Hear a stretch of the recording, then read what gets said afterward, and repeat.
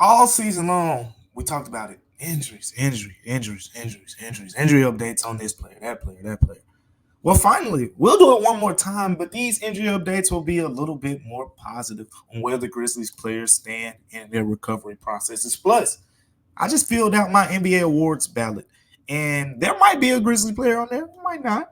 I'm going to tell you who potentially was on my awards ballot for NBA awards this season, coming up here on Locked On Grizzlies.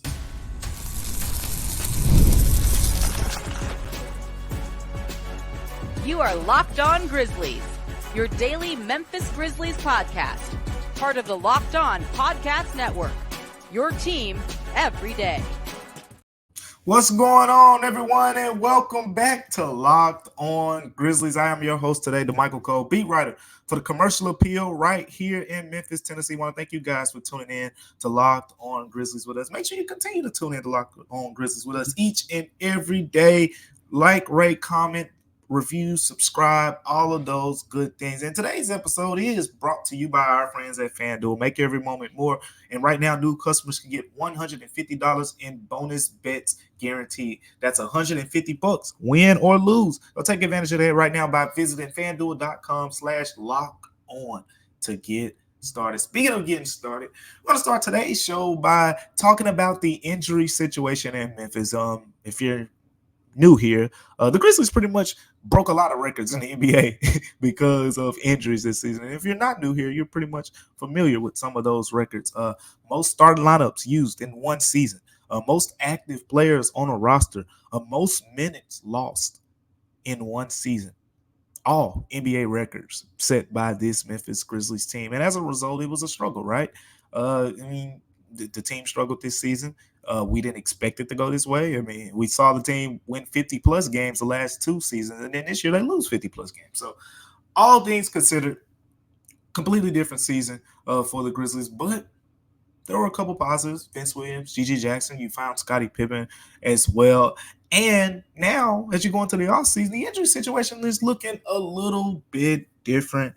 As we talked to Zach Kleiman and Taylor Jenkins and pretty much some of the players in the exit interviews on Monday, and some of the conversation centered around where these guys are at in their recovery. For the most part, everyone, as Zach Kleiman said, should be back healthy in a matter of weeks and not months. Ja Morant being the one exception to that rule. We'll talk about him a little bit later. But just getting to the other players, I think a lot of people forget that even though Jaren Jackson Jr. was really, available, I'll say that, available this season, he dealt with some right quad tendonitis for a large part of the season.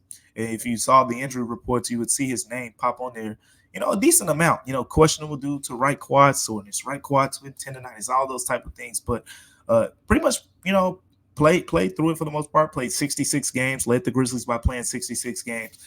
He should be good to go. And even some of the other guys who were out for a longer period of time, like Vince Williams, Zaire Williams, Derrick Rose, all of them should be back healthy in the next couple weeks or so, any less than that. So that's pretty much most of the positives. But I want to focus on Desmond Bane for a second before we get to Ja Morant, because Desmond Bane is one of the guys who's expected to be healthier, more so in weeks than days, if that makes sense. And that's because he's been dealing with another back injury, the disc bulge injury that led to the Grizzlies shutting him down after he came back from the grade 3 ankle sprain and played 5 games. So he came back, played 5 games, back flared up, shut down for the season. Here's the thing about the back injury, and I'm not going to be over dramatic and dramatize this thing in any way. Just want to keep it real here. I think in kind of a short view of this, it is something that the Grizzlies and Des, and I already know he is, like, he's going to monitor it, but it's just something that you should be mindful of, for a player who's, this young in his career. And this is the second time that it's happened. The first time, if you remember, it was the 2022 playoffs against the Golden State Warriors. If you go look at the 2022 playoffs, look at Desmond Bane's stats. You look at that Minnesota Timberwolves series, probably, arguably, the best player on the Grizzlies in that series. Arguably. You look at the Golden State Warriors series, drastic fall off. Couldn't really get open, couldn't separate, wasn't really making shots as a result of all those things. And a lot of that contributed to the back. I was there how he was on the bench in San Francisco, massaging the back, getting, certain things done to his back in between time when he's out of the game and things like that. But, he came back last season, didn't really have any problems with the back, had some other things flare up, mainly, the foot injury. And at this point, Desmond Bain has pretty much had four, I guess you would say, notable injuries that have stood out to me since I've been around covering the team in the last 3 years. And the back was the first one that was very noticeable in 2022 against Golden State. When I say noticeable, I'm not talking about just little, nicks and bruises, noticeable injuries. And so the back injury, and then of course last season there was the foot where he missed a lot of time early in the season and came back and whatnot. And then this season, grade 3 ankle sprain, so another foot injury, and then the back again. So he's had pretty much two notable foot injuries, two notable back injuries. The foot things, again, all signs show that his foot is well since all that. Like, in ankle injuries, you play basketball, you've probably twisted your ankle in some way, shape, or form before. Like, it happens.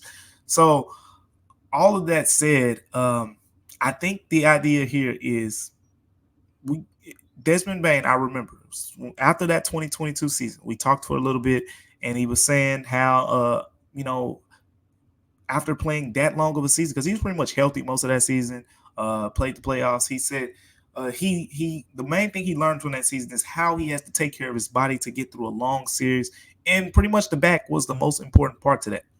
Didn't play as many games this year, but maybe it had something to do with him coming back for 5 games or whatever the case may be. But the back injury happened again, and in Dez's words, the first one was a little bit more acute. This one was a little more similar to the one that Scottie Pippen Jr.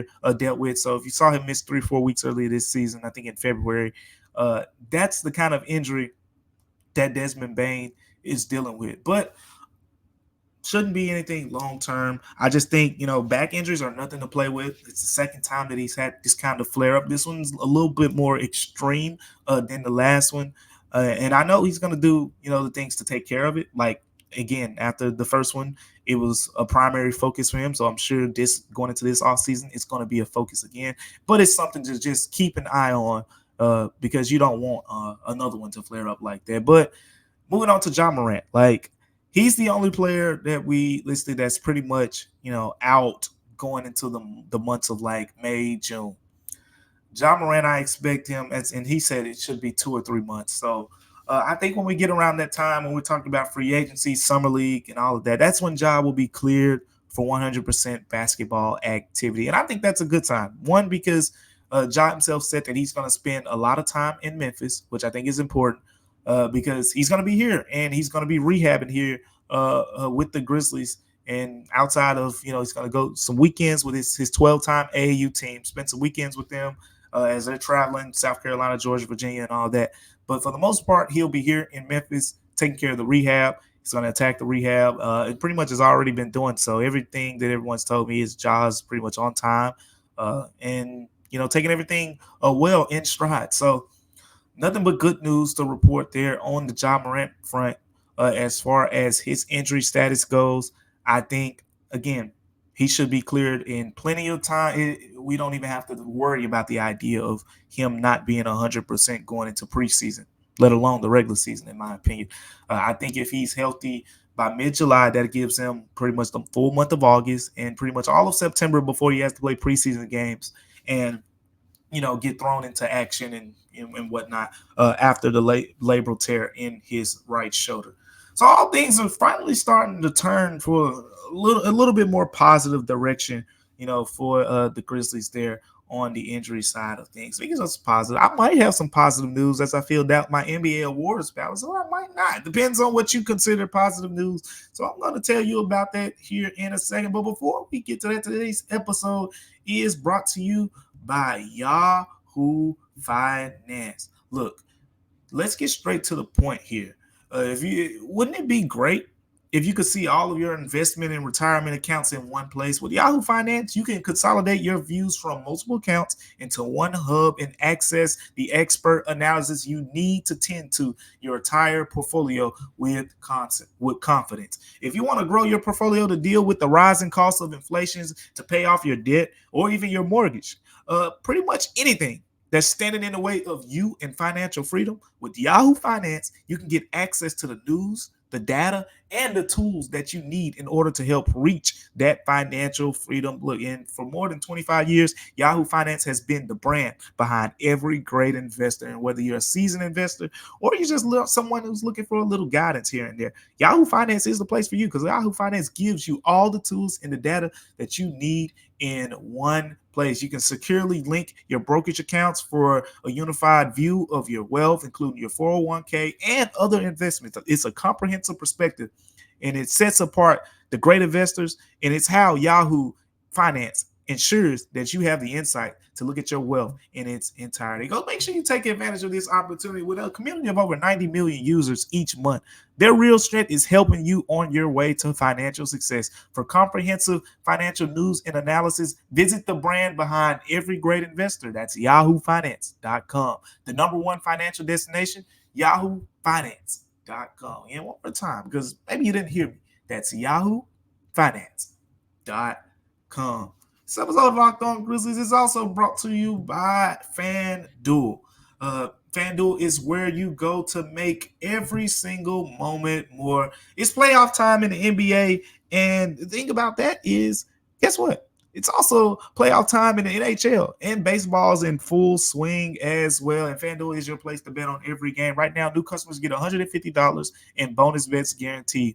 That's $150, win or lose. Bet on everything from slap shots to home runs to slam dunks, all on an app that is safe, secure, and easy to use. So what are you waiting for? Visit FanDuel.com/lockedon and make your first bet an automatic win, because FanDuel is America's #1 sports book. Coming up here on Locked On Grizzlies, we got to talk about what's going on here in the NBA awards. I filled out my ballot, so I'm going to tell you guys who I chose and who I didn't choose with the Grizzlies. Stay tuned for that. Welcome back to Locked On Grizzlies, everyone. I am DeMichael Cole, beat writer for the Commercial Appeal here in Memphis, Tennessee. I want to thank you for tuning in to Locked On Grizzlies with me today as we recap some of the biggest things around exit interviews, and we talk about my awards ballot that I filled out here as of recent. So we had to submit our ballots before the first play-in game. So it's been a couple of days that I've been sitting on this.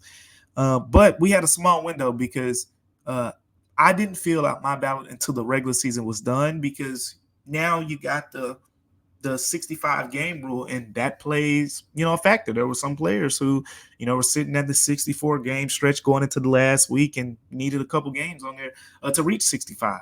So with all that being the case, did not fill my ballot out until after this season. And just going to give you guys a little insight. I don't have to go through all of the, all NBA stuff right now, because maybe save that for another day. Let's focus on the Grizzlies side of things. I think when you talk about the Grizzlies, there were 3, maybe 4 notable possible nominations that stood out for me on this team.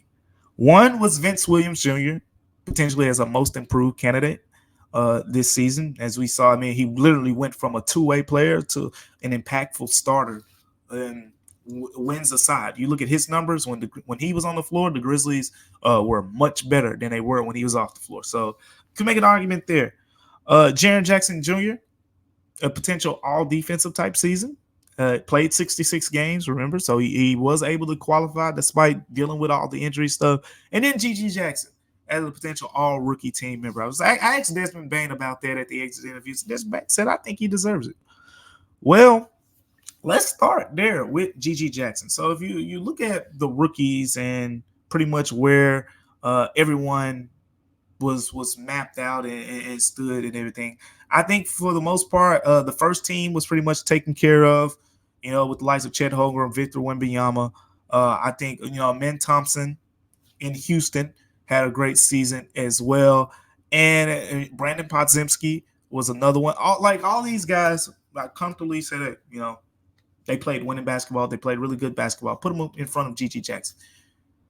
So when it came to the second team, it was 2 spots left, and I had 3 players in my head. Azar Thompson from Detroit, G.G. Jackson of the Memphis Grizzlies, Trace Jackson Davis of the Golden State Warriors. 3 players, 2 spots. now this came down to the idea of one. I mean, we saw it. GG Jackson, yes, he played 48 games, didn't really kind of come on into January after all the injuries happened. But in those 48 games, he averaged more points than those guys that I just named. Ausar Thompson was pretty much the opposite. Started the season double machine, like just putting up ridiculous rebound numbers for a wing.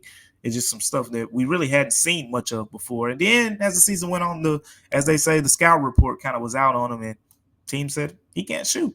So we're going to dare him to shoot. And he got to the point where he kind of was played off the floor for large stretches there with the Pistons. And then Trayce Jackson-Davis, a rotation member of Golden State. There was a time period where Golden State fans were saying, oh, play him. When you got Kevon Looney, Draymond Green, Jonathan Kuminga, and all those guys getting front court minutes. But they found a way to get Trayce Jackson-Davis some minutes. He's more of an impact than just a raw stats type guy. You look at his raw numbers, doesn't really deserve to be on all rookie team. But it came down to those three guys for me. And what if I said I put GG Jackson in front of both of them on my list? GG Jackson, I put him as an all-rookie second-team member on my NBA ballot. So just wanted to shout that out. I do think that GG Jackson had an all-rookie season, and I think Desmond Bane was the one who pointed this out, and I completely agree. He said if GG would have played all season, got the same opportunity all season long, he would have been on the all-rookie first team. Behind the likes of, Chet, Brandon Miller, and Victor Wembanyama, but he could have firmly put himself in that next tier of guys who deserve to be on all rookie first team. So shout out to GG Jackson. Terrific season, as a rookie. I had him second team, all rookie on my ballot. What about Vince Williams? What about Jaren Jackson Jr.? Before we get to that, what about Locked On Sports streaming service on 24/7? Because are you watching Fox Sports or ESPN on your TV all day and you have to turn down the volume because you turn the TV on and they're just rah, rah, rah, rah, rah. Well, guess what?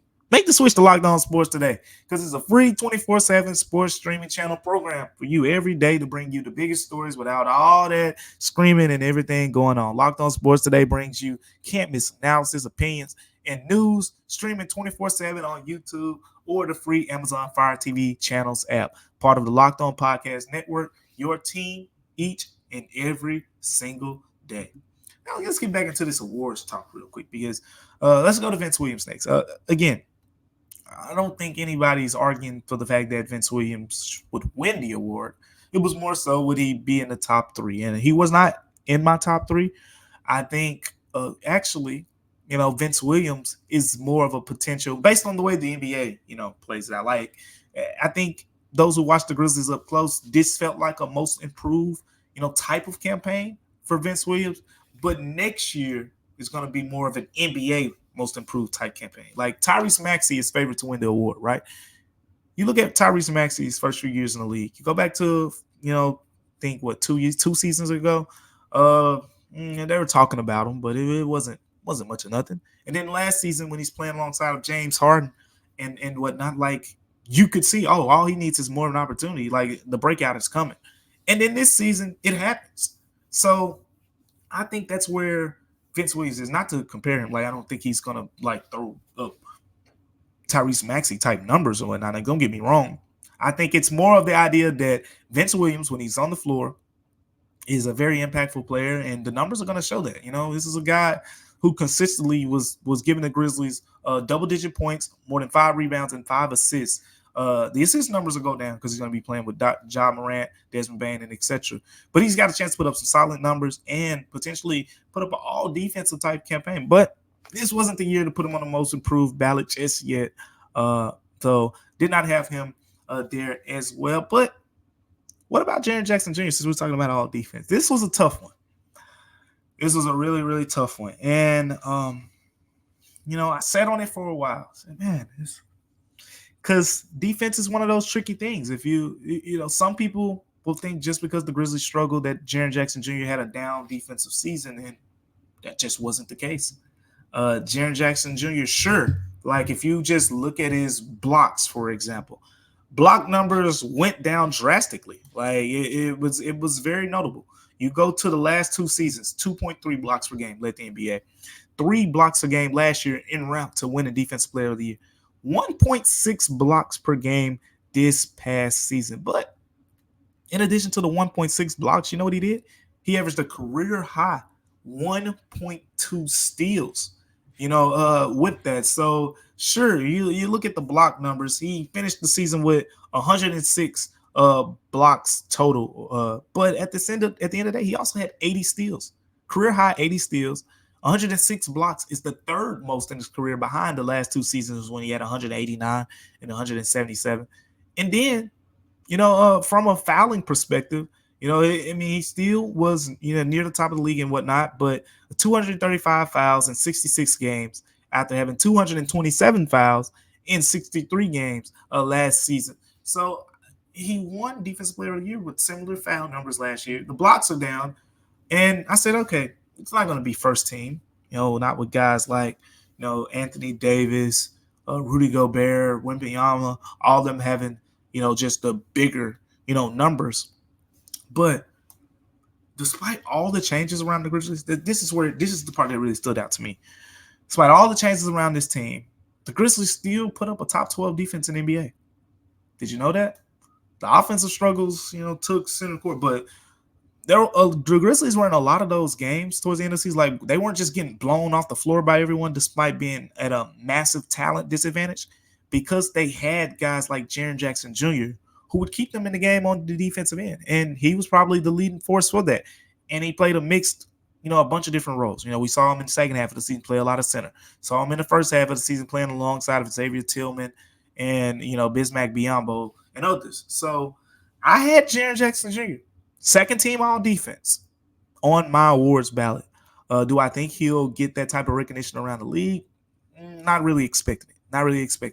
But I've watched a lot of Jaren Jackson Jr., and that validates my opinion on why I feel like, he should be nominated and why he was, nominated for that award. I expect him to get, that type of attention from around the league. Probably not.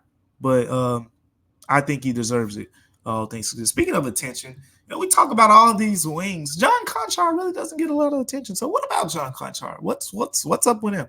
We're going to talk about that here next on Locked On Grizzlies. But before we get to that, we got to talk about our friends over at LinkedIn, our sponsor for today. Because when you're hiring for your small business and you want to find professionals that are right for the role, that's why you have to check out LinkedIn Jobs. LinkedIn Jobs has the tools to help find the right professionals for your team faster and for free. LinkedIn Job isn't just a board. LinkedIn helps you hire professionals that you can't find anywhere else, even those who aren't actively searching for a new job, but might be open to the perfect role. In a given month, over 70% of LinkedIn users don't visit other leading job sites. So if you're not looking on LinkedIn, you're looking in the wrong place. On LinkedIn, 86% of small business get a qualified candidate within 24 hours. That's all it takes. So hire professionals like a professional. Go over there on LinkedIn, because LinkedIn knows that small business are wearing so many hats and might not have the time or the resources to hire. So go take advantage of the help that you can get over at LinkedIn Jobs. Post your job for free right now at linkedin.com/lockedonnba. That's linkedin.com/lockedonnba. And you can post your job for free, by the way. Terms and conditions do apply. Coming up here next on Locked On Grizzlies, we got to talk about John Konchar. We're going to talk about that next here on Locked On Grizzlies. Welcome back to Locked On Grizzlies, everyone. I am DeMichael Cole, beat writer for the Commercial Appeal right here in Memphis, Tennessee. I want to thank you for tuning in to the show with us today, recapping some of the things that we talked about, gave some injury updates and whatnot on the players. Everyone's trending in a solid direction as we get into the offseason, so that's good to hear. Hasn't always been the case with the Grizzlies this season. Other than that, Jaren Jackson Jr., I had him all defensive second team, all NBA defensive second team. Did not have him on any of the All-NBA teams, by the way, if that wasn't clear. But also had G.G. Jackson, all-rookie second team, 14 points per game, one of the highest scores rookies in the NBA. I think even though he only played 48 games, that validated the idea of putting him at least on the second team with the way he played this season. But we talked a lot about G.G. Jackson, right? We were talking about Vince Williams earlier in the show. We spent a lot of the second half of the season talking about Jake LaRavia after he came back in February. We spent a lot of time Talking about Zaire Williams when he came back in February and then got hurt and whatnot. Spent a lot of time talking about Marcus Smart and the potential. Should he start, in the wing and all the good stuff? The point I'm making here is we talk about a lot of Grizzlies wings all the time. What about John Konchar? What about John Konchar? Because he's still here. And he's been here a lot longer than a lot of these guys. If you're new here, John Konchar has been around. John Konchar is probably, I think, the Grizzlies' first real success story in terms of guy going from a two-way contract to earning his way onto the 15-man roster. John Konchar has played 5 seasons with the Memphis Grizzlies at this point. 5 seasons. He's been here since 2019, 2020. The Grizzlies gave him a contract extension, if you remember. So he's contractually tied to the team, going forward. And people say, when I say, what about John Konchar? What's his future around this team? Because he always blends in. He's the one guy who, seems to be forgotten in certain conversation. And that's kind of his personality in a way. Like John Konchar, like we didn't speak to him, at Media Day, for example. Even when we talked to him after the games, he's, very short to the point. Not much of the extra stuff and all that. Just, hey, I'm here to do my job, and that's that. That's always been, kind of the vibe, I guess you could say, that John Konchar has given. But this upcoming season, the 2024-2025 season, will be the first year of this 3-year deal. Remember, the Grizzlies signed him to that 3-year, $18 million deal. This will be the first year of that deal. So that deal finally is going into effect. So you got 3 more seasons of John Konchar under contract. On one hand, that makes him valuable from the standpoint it's $6 million a year. I think that's decently high number. But at the end of the day, it's valuable because he's under contract, for multiple years going forward. But how does he fit? Because in the past, John Konchar stood out to me. He was the guy you could call. I remember there was some times a couple years ago when Zaire Williams was struggled defensively, or Dylan Brooks wasn't available and things like that. And it was like, put John Konchar in. He'll set the tone. He's gonna go rebound the basketball, knock down a couple shots. But guess what? Now you got Vince Williams. Now you got Gigi Jackson. Now you got Marcus Smart. And if you watch Marcus Smart play, he's gonna make the hustle plays. He can, do some playmaking like John Konchar can do in a stretch. Marcus Smart can do it at a higher level. Gigi Jackson is that scorer off the bench. Like, again, if you talk to John Konchar and ask him, hey, what do you think you got to work on going into offseason? Last 2 offseasons, he said it a lot. I got to shoot the basketball more. One guy you don't have to worry about shooting the basketball more. If anything, you need to tell him, shoot the ball a little bit less. It's Gigi Jackson. You don't got to worry about that. But Vince Williams is really I guess you would call it the trump card or whatever in this situation. He's the one who makes John Konchar most extendable. I think Jake LaRavia does in a way too. But Vince Williams literally does everything that John Konchar does. Defensively, get after you. Rebounded, monster, tenacious, offensive boards, defensive boards, knocking down the 3-pointers occasionally when teams leave him open. And it's not that he does. It's not just that he does the things that Konchar does. He does them better. He's done them better in the time he's been with the Grizzlies, playing more minutes this past season. So I think that makes him expendable. And then what we saw from Jake LaRavia, right? The rebounding. I mean, Jake LaRavia had some double doubles, knocking down the 3-pointer, then off the dribble game. It's another wing that kind of makes John Konchar expendable. So as we go into this offseason, like, I'm having a hard time of figuring out what John Konchar's role would be with this team if, injuries didn't factor in. You're not playing him over, Vince Williams or Marcus Smart for sure. I'm not playing him. I'm not playing him over Gigi Jackson, but Taylor Jenkins, I could very well see Taylor Jenkins saying, hey, John Konchar is the more sound defender. He knows where to be, right places and things like that, despite Gigi Jackson being the more natural, talented player. I could see Taylor Jenkins doing that and, making you guys mad for a little bit before eventually changing it to G.G. Jackson. So, but I don't think that'll happen. So with all that being said, like, the question is, where does John Konchar fit into this thing? And anytime you got a question, someone fits into this thing like we have been doing with Zaire Williams, that's when you wonder, is this the summer? This is the summer the Grizzlies say, someone out there is going to take that three-year, $18 million contract, get them a nice 3-and-D player. We got us a few already. We don't really need them. There are a couple teams like 3-and-D players are a hot commodity in NBA, and John Konchar has 3-and-D potential. He shot the three-pointer well for the most part of his career, and he's a very sound, solid defender. He's going to rebound the basketball. So I'm having trouble figuring out what the role will be here in Memphis for John Konchar going forward. But we'd like to know what you guys think as well. Let me know in the comments on YouTube, and maybe get at me on X too at DeMichael C. Let me know what you guys think about the future of John Konchar in Memphis. Locked On has launched the first ever national sports 24/7 streaming channel on YouTube, and now it's also available on Amazon Fire TV in the free Fire TV channels app. Locked On Sports Today is here for you 24/7, covering the top sports stories of the day with the local experts of Locked On, plus our national shows covering every single league. Find Locked On Sports Today now available on the free Fire TV channels app. Appreciate you guys for tuning in to Locked On Grizzlies with me today. Make sure you continue to tune in with us next week. Joe Mullinax will be back with me, so we got a lot to talk about on next week's Locked On Grizzlies. Would appreciate you guys as always. And remember, Locked On Grizzlies is free and available wherever you get podcasts. Until next time, I'm DeMichael Cole, and we'll see you on Locked